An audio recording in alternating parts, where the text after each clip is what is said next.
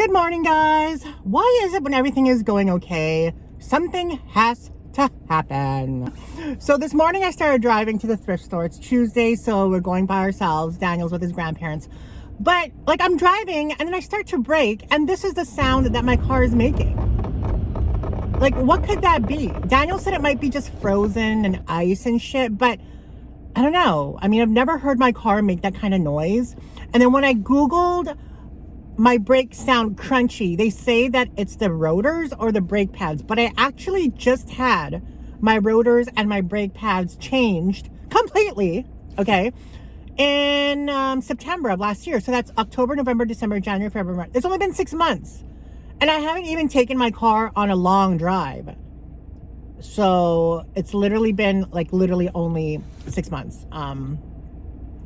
I mean, when I got my oil change yesterday, they never really said anything, but I mean, I don't know if they're checking for that. But yeah, it's kind of annoying. Like, guys, I've had my BMW, my Hummer, my Escalade, my Cadillac XT5, literally, okay, I mean, I guess this isn't in the same league as those cars, but I've never had so many problems with a car like this one. And the thing is, it's not even just because it's used. I bought this used, okay? Like, it's a used car. But the BMW was used. The Hummer, I think the Hummer was used. The Hummer was a 2006 and I got it in 2008. So it was only 2 years old. This car is 2016. I got it in 2019. So it was only like 3 years old. But yeah, like I've literally had so many things to fix on this motherfucker. I thought Hondas were supposed to be reliable. And I'm not even like that crazy with my car, like literally. Anyway, it's just so annoying. Like, how much is that going to cost me now? I've had to fix the brakes already. I've had to fix my panel screen because there was something wrong with that. That one was covered under warranty, but my car doesn't have a warranty anymore. And then I had to fix, what else I had to fix? Emission system problem. I have to replace something in that, and they wanted $500 for that. And I had to fix a bunch of stuff last year.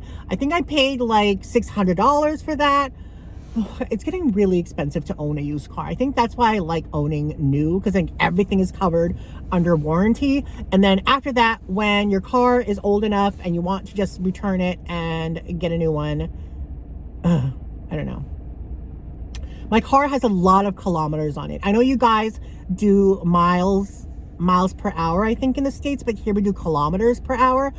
When I got this car, it was, I think, like 63,000 kilometers. Now it has 158,468 kilometers. I mean, granted, I drive every day, but so we got it in July 2019. So that's 2021, 22. So we're going on 4 years. I've put on 60, 120, 30, 40, 50, 60, 70. I put on 100,000 kilometers in 4 years. That's like 20,000 above the norm, or even more. I think usually people average 10 to 20,000 kilometers a year, 20 if you're driving a lot, but I'm way over that. Wow. Okay. Anyway, and then I was reading like things online. I was like, okay, cars that hit 200,000, you need to maintain them more. I maintain my car really well though. Like, I literally have an oil change every time it's due. I fix things that need to be fixed. I don't know. And it sucks because like once, like I'm almost done I'm almost done paying this car off. And the funny thing is like, it's funny because like when you're done paying off your car, you don't really save any money because you spend your money fixing your car because it's used. Anyway, I'm just, yeah, you don't have a monthly payment, but now you have like a lot of maintenance issues. Anyway, I guess that's first world problems. I rely a lot on my car. I mean, like, how am I going to go around thrifting if my car's not working? Anyway, I have like a backyard mechanic that fixes my car. He's very, very like intelligent. He literally is like a jack of all trades in all sense of the word. But yeah, like, and he charges me way, way less than like a mechanic at a shop or a dealership. I remember when I got my brakes and rotors fixed, the shop wanted, I think, like $2,000 or something like that, or even actually more, I think. But with him, he charged me for his labor. I bought the parts. I bought the parts off Amazon, and it ended up being, I think, like $300 or $400, and then I paid him like $300 or $400. So it was way less than what the dealership wanted, and plus the dealership wanted tax, right? But yeah, I hate car problems. That's what I'm still kind of like emotionally scarred from car problems, because when I was a kid, we always had junky cars. And because my mom was a single mother raising like 2 kids and supporting other family members, and when I was younger, we would always have junky cars, and then she would drive us to school and my friends would make fun of me. And at the time, obviously you're a kid, right? So you're not thinking about, hey, you're lucky you even have a mother freaking car, you know? But I remember times where my mother would put in like $3 gas, $2 gas. And I remember we had this really old junky red car. There was a hole in the passenger side, and you could literally see down with the pavement running, and it was just crazy. It was just crazy as a kid. And I remember when we first this was like in the early 90s, and I remember when my mom bought our first nice car. It was a 1992 Chevy Beretta 2-door sport, green with sunroof. I remember, and by this time I was like, this was like 95, so it was a 3-year-old car. But by this time I was already in junior high, and I remember my mom getting it. I almost felt like we won the lotto. It was, yeah. And I remember driving to school. My mom was dropping us off, and everybody was like, wow, that's such a nice car. And I felt like finally we had attained something of a middle class, you know. But before then, like in 94, 93, 92, like we always had like junky cars. Like we had a 1982 Buick Skylark, a blue one. And that was an upgrade because we had that in 93 because it had power windows, and that was like our old car before that was the red junky one. That was like a 1970s car.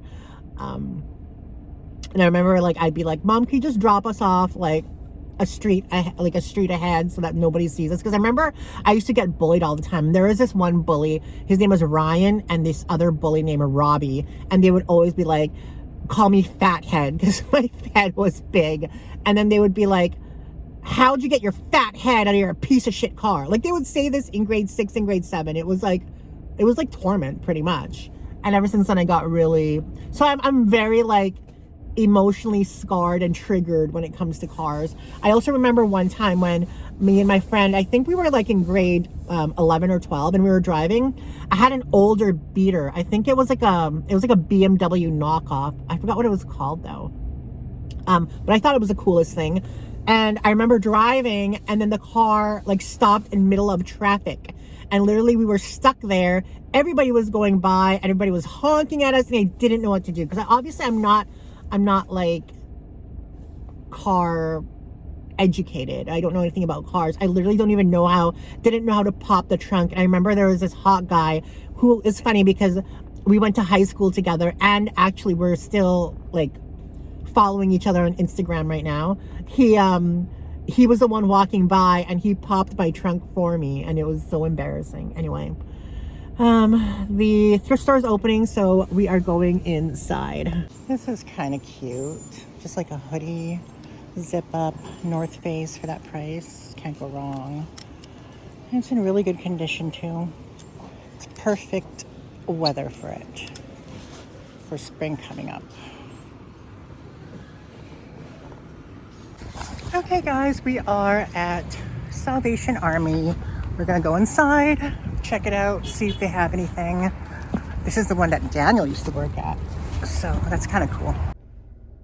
Hey guys, okay. I'm at the Filipino grocery store because I need to get a couple of things, but I was just listening. Okay, I subscribe to YouTube Premium, so I get like no ads when I watch YouTube videos, and then I could play it in the background like a podcast. Like the app doesn't need to be open, and I get free movies on YouTube that they have on there. And then I get also the YouTube music, which I've been using. I've used Spotify before when they had a promo. I've used Tidal before when they've had a promo. But since YouTube is doing YouTube music and it's pretty much the same shit, I've been using that. But I also subscribe to Apple Plus TV because they have really good shows on there.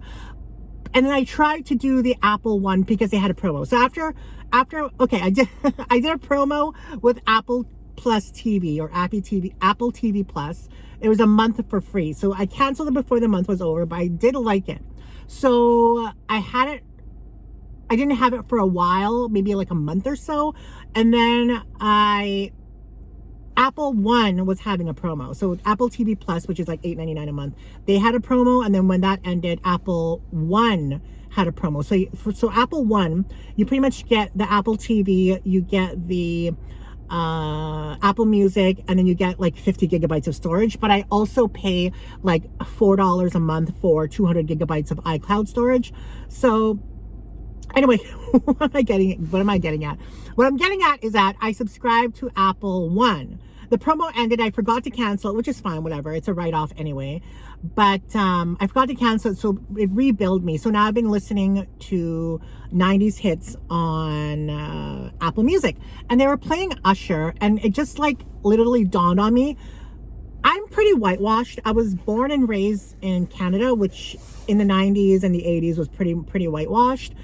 I lived in the Philippines from like 1990 till 1993, but when I came back, I was kind of like a fob or like immigrant-ish, but I got kind of acclimated back into being whitewashed. So, you know, I was back here in 93, so 94, 95, 96, 97. So let's take it back to 97.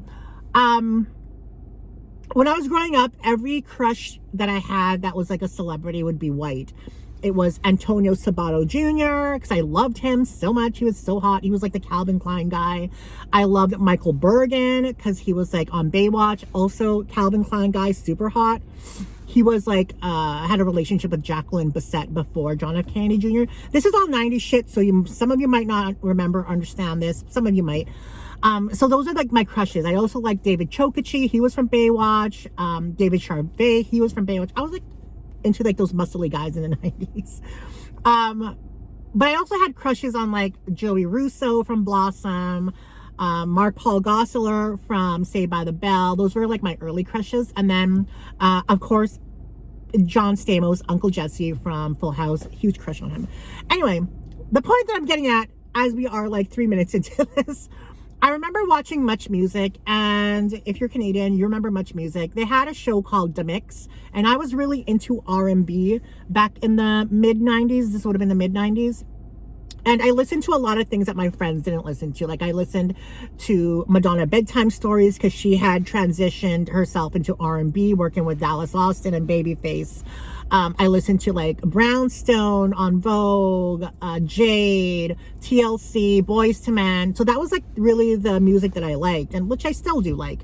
So, and R&B was huge in the mid to late 90s. Anyway, I never really had a crush on any of the like black singers, like Tevin Campbell or Jodeci or Immature, or I think back then they were called Immature. Who else was there? Blackstreet, Drew Hill. Like I didn't really have a crush on any of those guys. But then a video comes on while I'm watching The Mix on Much Music. And who is it? It is Usher. And of course, the beat, the lyrics, the song, the groove, loving it. But then looking at him, I'm like, who the fuck is this? Okay. And Usher, I think back then was like 18 or 19. So this was 97. So I would have been like 15. I had like the hugest crush on him because his body was sculpted. He had a nice, cute little baby face. He was like chiseled. His body was glistening. He knew how to dance. He knew how to sing. Anyway, my point is, Usher was literally my first ethnic black crush. He was my first black crush. And then after that, I remember around the same time, I saw, I think an episode of, I forgot what it was, Days of Our Lives, General Hospital, one of those daytime shows. And Shamar Moore was on there. I was like, who the fuck is this? Anyway, yeah, those two guys are the ones that really opened my eyes into my non-whitewashed. Because until I was like maybe, you know, more into my late teens, I thought I was white because I was pretty whitewashed. Anyway, just wanted to talk about that quickly. I'm going to run in and then we're going to go to the Filipino store and then I'm going to finish my thrifting. I did thrift a few things, so I want to show you guys what we got. Speaking of Apple Music, we just were bopping to Aaliyah, back and forth from her 1994 debut album, Age Ain't Nothing But a Number. I just realized I know every single lyric to that song, every single ad lib and every single background vocal and the rap. And then in my head, I'm like, okay, how do I even remember this song? I haven't really like listened to it for a long time, but I do remember buying the CD from Columbia House and literally singing to it because Back and Forth was, I think, her first single. It was like one of my favorite songs from the album. It's so weird that I know everything. Like I was literally jamming to that song in 1994 when I was 12. Tuesdays is so busy. Look at the entire parking lot. I had to park all the way back there. But it has come to be expected when you go on a Tuesday because everybody wants 30% off because of Value Village. Price is so high.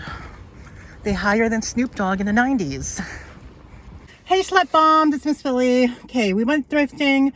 I still have 2 more thrift stores to hit, but I figured I'll do the haul now and then record more if we have more footage. But okay, bio oil, $3. I love this, guys, so much. It's good for scars, for stretch marks, especially when you're losing weight. Bio oil is amazeballs. It's actually what I used when I lost a lot of weight and went from 400 beluga pounds to about 230. And I didn't have loose skin because I was literally lathering my body with bio oil, moisturizing it. And I feel like it really, really significantly helped without the loose skin, or with the loose skin. So, yeah, so that was $3. These are usually like $20 for this full size. And I actually have thrifted all of my bio oils. I have a little bit of a small one, a bottle left. I have 3 full size bottles, all thrifted. I love Starbucks so much, guys, because they give you water for free in this beautiful cup that you can reuse. Oh my God. The Starbucks guy this morning was hot AF. He reminded me of like a Woodstock hippie. I don't really have a preference like when it comes to like a type. When it comes to men, I feel like my taste palette in men is broad, and I'm, especially when I got older, I used to be like, oh no, I only want white guys, I only want a sexy white boyfriend. But this time, but nowadays, well, I mean, the guy was white, but I'm just saying that as I got older, my taste palette has broadened in terms of men. I don't really have a type. I can do geeky, I can do ethnic, I can do sporty, athletic, jock, bookworm, business guy, blue collar, white collar. I'm just pretty much a buffet whore, man. I really don't have a type. Anyway, he was like, I know, he was like very boho, hippie, blonde, wavy hair in a ponytail, glasses with a little bit of a goatee, probably like 5'11", slender build, very nice and polite, and he was cute. I would have smoked what he was offering, I'm just saying. And he was so super nice too. Anyway, I'll probably go back tomorrow because Starbucks has a thing. I'm all about saving money. Right now, I literally have 2 free pizzas at Domino's, 4 free meals at McDonald's, like extra value meals. I have 2 free burritos at Bar Burrito. I'm all about the free shit, and I'm all about the points, guys. So also Shoppers Drug Mart, love their PC Optimum points. But Starbucks has a thing where when you buy 2 things 2 days in a row, you get like 60 points or something. So I'm going to do that tomorrow and get another drink with them. Although it's kind of expensive. My black coffee, like this was like almost $6. That's fucked. So we picked up a few things. We picked up this North Face. You saw it in the vlog. Long sleeve purple hoodie. I like it. I love the color. It's so royal. And it was only $8 less, $22 off coupon. And it's perfect for spring. There's no pilling on it. I'm gonna wash it obviously and sell it. Size large, beautiful, beautiful for the spring. We got that. And then we picked up, oh, this is from Salvation Army. This is a sack bag. It's missing the strap, but I do have a black strap to match it. So, and I always have like luck with sack bags. I don't know why. As long as I can get it for a decent price and then resell it for like 30 to 40. But we paid $15 for this. And it has this like this snake embossment here, front zipper. Very clean interior. This was $15 less 20% off. I love the leather on this. It's a very like, almost like paper leather, but not really. But we got this to match this, and we'll lot it together. Sack $8. This one is in perfect condition. There's 2 indentations right there, almost like 2 holes. But this one $8. So we're in it for 15 plus 8. That's 23 less 20% off. So whatever that is, we that's what we bought. Well, that's what we paid. And this is in perfect condition other than those 2 indents. And I think we'll lot this together for 40. I think that will go well together. And then we picked up, which is kind of funny because I remember back in 2000 and I don't know, was it 12, maybe 10? I remember going to Winners and they had Junior Drake bags. And I asked, I think on my Instagram or on Twitter, if Junior Drake was a luxury brand because it was expensive. It was like, I think it said retail was $300. It was on sale for maybe like $150. And I remember buying it and then returning it. But Junior Drake, we bought this bag. I just like the style of it. It's very like Marc Jacobs to me, and it's a hobo. A lot of people like the hobo style, and it's good leather. $15 as well, 20% off. Dual front zip pockets, 1 horizontal zip pocket, a back horizontal zip pocket, and then magnetic closure. I love this color too, so I feel like we can get maybe 30 for this. And then I picked up this because I had success with the other one that I had. So they had a trio. Well, actually it was a quadruple, but the other one was like a men's wallet, so I didn't end up getting it. But this is all a trio that goes together. Look at that. So we have first of all, and this is all made in Korea, eel skin. So it is an exotic leather, and they were all priced at $3, $4, and $6. So this one is a pouch. It is zip top closure, has a sticker that says made in Korea. And then you have this like flap here, button. And then you have 2 more compartments here. So it could be like a little cosmetic pouch or whatever for your bag. Beautiful eel skin, so durable, guys. Made in Korea, probably 80s. So we have that one. And then this one is like a toiletries case. It's super cute. Zip top closure. Again, eel skin. It reminds me of like a Toiletries 19 from Louis Vuitton. Super cute. Perfect little cosmetic case for your bag. And then the last thing that we got was this wallet. Again, eel skin, back zip pocket. I should actually really start checking the zippers because you don't want them to be damaged or splitting. Button snap, and then it opens like that. You have an area for your pen, a zip pocket here, and so many compartments. And it's in perfect condition, all of them actually. I feel like it's because it's eel skin. If it was anything other than eel skin, it would have been worn and torn from the 80s. But I feel like we could sell these locally for a good amount, or sometimes on Poshmark these do really well. So a trio of eel skin.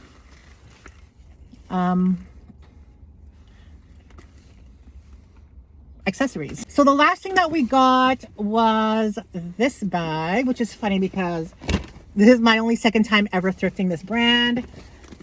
It is such good quality. I knew when I saw it that it was something. Look at that, the veining on that leather, guys. Like, this is a high quality brand.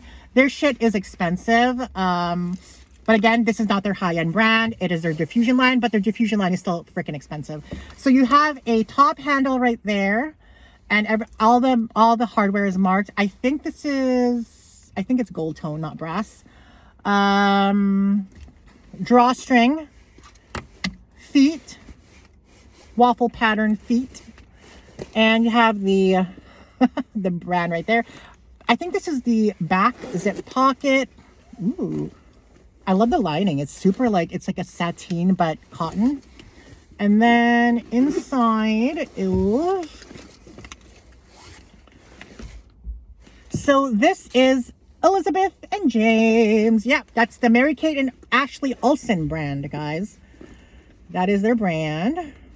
The leather on this is phenomenal. Like, literally, this reminds me of, like, Balenciaga, Alexander,